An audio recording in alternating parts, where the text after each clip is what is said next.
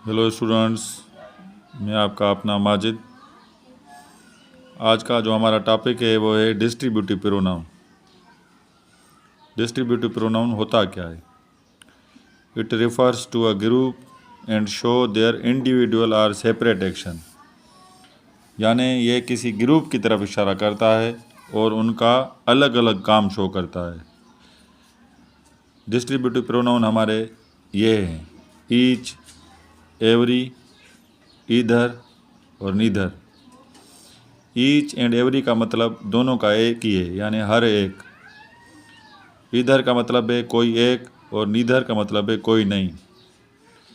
आपके माइंड में ये सवाल ज़रूर आएगा कि ये कहाँ पे इस्तेमाल होते हैं और कैसे इस्तेमाल होते हैं। जब हमारे सब्जेक्ट जो हैं वो दो सब्जेक्ट हों, यानी दो पर्सन हों, तो हम ईच इस्तेमाल करेंगे। जब दो से ज़्यादा हमारे पर्सन हों तो हम एवरी इस्तेमाल करेंगे। जब किसी ग्रुप में से कोई एक हो तो हम इधर इस्तेमाल करेंगे। और अगर ग्रुप में कोई भी नहीं हो, यानी हम किसी के काम को भी शो न करें, तो वो नीदर इस्तेमाल होगा। तो आए मज़ीद इन पे नज़र डालते हैं। ईच ऑफ द बॉयज़, आप इधर नोट करें कि बॉयज़ जो है एक ग्रुप है, यानी एक से ज़्यादा हैं, 2 हैं, 4 हैं, 10 हैं। इज़ बिज़ी, आप माइंड में ये रखें कि जो डिस्ट्रीब्यूटिव प्रोनाउन है इनके साथ हम सिंगुलर वर्ब इस्तेमाल करेंगे, यानी जो भी टेंस होगा उस हिसाब से हम singular verb. Each of the boys is busy. अभी बॉयज़ एक ग्रुप है, लेकिन वर्ब हमने सिंगुलर इस्तेमाल किया है, क्योंकि ऊपर जो डेफिनेशन है ना उसमें हमने ये लिखा है कि इट शो इंडिविजुअल और separate action.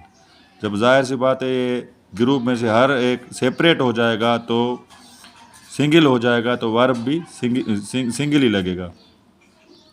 Every one of them हमारा ग्रुप है, इधर हैज़ लगा हुआ है क्योंकि ग्रुप की तरफ इशारा कर रहा है, लेकिन उनका अलग अलग काम शो कर रहा है, तो इधर ये सिंगुलर वर्ब लगेगा।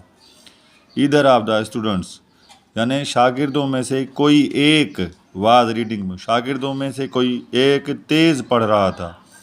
यानी शागिर्दों, स्टूडेंट्स एक ग्रुप है, उनकी तरफ इशारा कर रहा है, लेकिन किसी एक का काम शो कर रहा है, तो इसलिए हमने इधर पास्ट कंटिन्यूस का सिंगुलर वर्ब इस्तेमाल किया है, वाज। तो आपने ये नोट किया होगा कि इनके डेफिनेशन के हिसाब से ये किसी ग्रुप की तरफ इशारा करते हैं, लेकिन उनका अलग अलग काम शो करते हैं।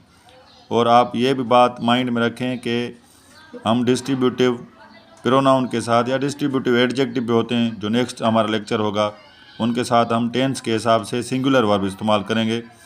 जब दो होंगे तो हम ईच, दो से ज़्यादा तो एवरी, किसी ग्रुप में से कोई एक तो हमारा इधर, कोई नहीं तो नीदर।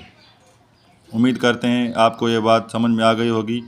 मज़ीद वीडियोज़ देखने के लिए चैनल को सब्सक्राइब करें, शेयर करें। Thank you.